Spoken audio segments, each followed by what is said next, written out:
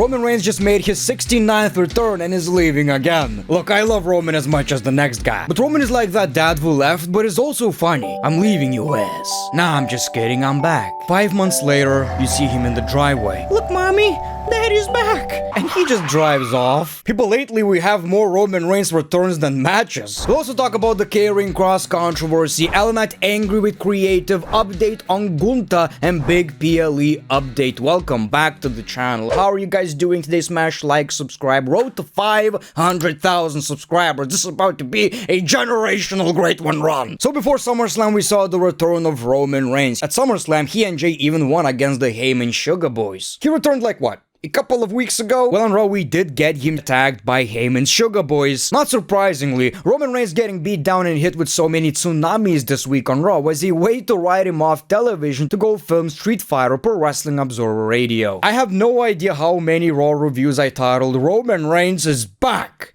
And I get it. You know, I understand. He deserves it. He's one of the GOATs. I understand. I get it. You know, make that money, make those goddamn movies. Perhaps one day you'll be a great actor like The Rock who will never be able to escape jungle for whatever reason. Now, the thing is, people, I love Roman Reigns. It's not a Roman Reigns hate video or anything like that. One of my favorites, top 5 faves in WWE right now. So, you know, relax. I hate when WWE don't have long-term plans. Every time I see Roman Reigns right now, it's like, well, he ain't wrestling on Raw, he ain't wrestling on SmackDown, and we can't really commit to anything big because they're gonna build these storylines around Roman Reigns, and he ain't even gonna be there. So we're gonna be watching Monday Night Raw with Seth Rollins and all these guys cutting promos on Reigns, and he's not even here. Only his shoes are. By the way, I talked about this on my Raw review, and I said, it's not that big of a deal. It's shoes. And somebody said, well, Thegreatone, you don't understand. It's cultural and all that stuff. And I get it. I understand. I just feel like it should have been a one-time thing. Now he's just collecting these goddamn shoes. Like, it's getting goofy. It's getting really goofy. And, you know, that's my thing. I love Roman Reigns. He's my guy, my tribal chief. All things considered, I'm enjoying the storyline. CM Punk, Roman Reigns, and LA Knight working together. I like that, but it never really goes anywhere because anytime we're supposed to get something big, somebody leaves.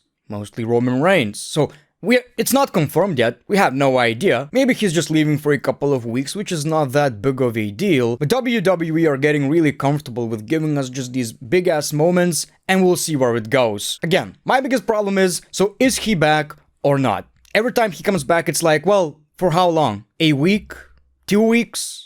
3 weeks? But people, let's talk about Karrion Kross, who lost against Sami Zayn, and during this, I don't know, press conference, whatever you want to call it, let's avoid Brock Lesnar conversation, people were chanting, "We want Kross." And like I told you, Triple H responded accordingly.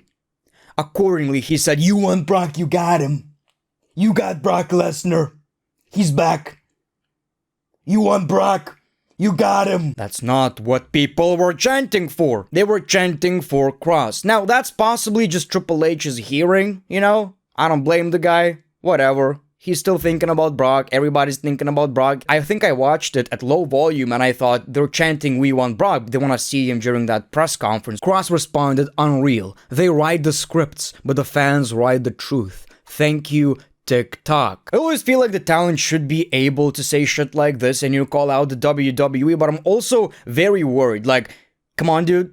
Like, be chill. You do want that push, right? But that's just a small part of me. When I like a professional wrestler, I'm like, well, you gotta play it safe. On the other hand, I do appreciate the big balls. Stand up for yourself, call out the bullshit. As you probably saw, Karrion Kross was not on Monday Night Raw. Even Sami said he's done with Karrion. What'd that mean? We wonder what that means. Is he gone from WWE? Fightful Select says Karrion Kross and Scarlett were not present at Monday Night Raw this week, and it looks like their deals will come up this weekend. So I think pretty soon we'll either see the report of Karrion Kross and Scarlett getting resigned by the WWE, or a post saying Karrion Kross has been released by the WWE, which is a day I'm not necessarily waiting for. It's kinda weird to me because he's so big in the WWE right now, has so much support, and Triple H is always saying, if that's what you guys want.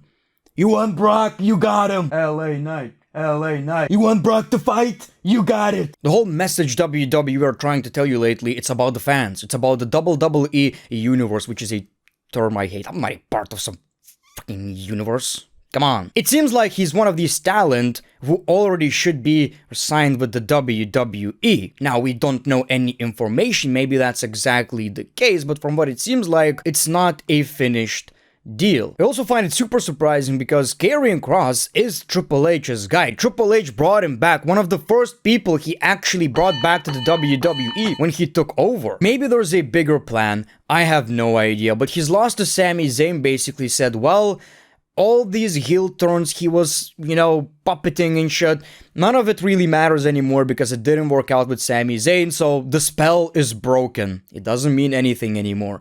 And that kinda, even during my SummerSlam predictions I said, this could be the end of Karrion Kross, and I really hope that it isn't. Now let's talk about LA Knight, who did get a World Championship opportunity, but Dave Meltzer also said original plans called for Seth Rollins to win the World Heavyweight Championship on SummerSlam Saturday and then defend it against LA Knight on Sunday. Ultimately, they decided to do that match on Raw instead. I kinda like the idea because it would be a lot more unpredictable. Basically, CM Punk getting screwed by Seth Rollins, and then there's this hope of CM Punk screwing Seth Rollins and LA Knight wins the championship. But obviously, we try to be realistic, none of that is happening. And I do appreciate the fact that LA Knight got a World Championship opportunity and he's involved with guys like CM Punk and Roman Reigns. This is pretty big and I can't wait to hear promos between LA Knight and CM Punk, like legitimate promos in ring. We saw them backstage and I always felt like they have some similarities in a way. I like that. But this goes back before SummerSlam and it seems like LA Knight,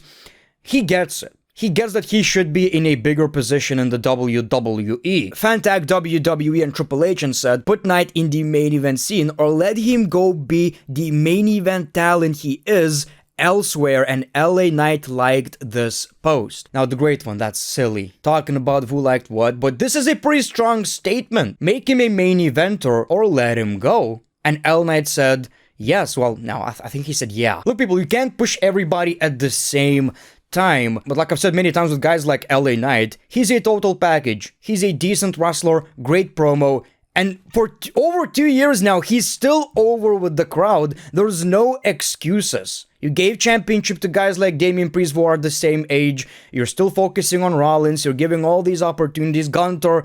LA Knight is just as over. He's just as big right now. Why is he not in that conversation? So I kinda get it. There are so many talented wrestlers, but if I was in LA Knight's shoes, which would be a lot bigger, and I would drown in them, I'm sure, I'd be pissed too. Honestly. Now people, let's talk about Gunther, who lost the World Heavyweight Championship. According to Dave Meltzer on Wrestling Observer Radio, Gunther is expected to take time off to get nose surgery. Is that from the SummerSlam match? Because I honestly thought this was scripted, like the blood was a work.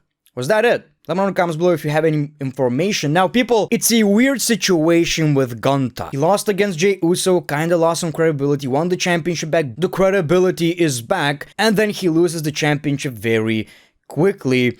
I think Gunther does need a repackage, none of that shit, but he needs to come back still as a heel, no cheating, none of that shit, beats up his opponents clean, and he needs to be on SmackDown. I think he needs not necessarily a reset button, but he needs a change of scenery, he needs new challengers and focus on different things. Because at the end of the day, as much as we want Gunther to be successful and in big positions in the WWE, I think most of us are fans of Gunther, I also believe that as much as we like him, we don't necessarily even want him as a world champion right now. We kinda saw that, right? It was a long title reign, the second wasn't, but you get the idea. At least he beat Jey Uso and basically told the fans, no, Jey Uso is not stronger than me.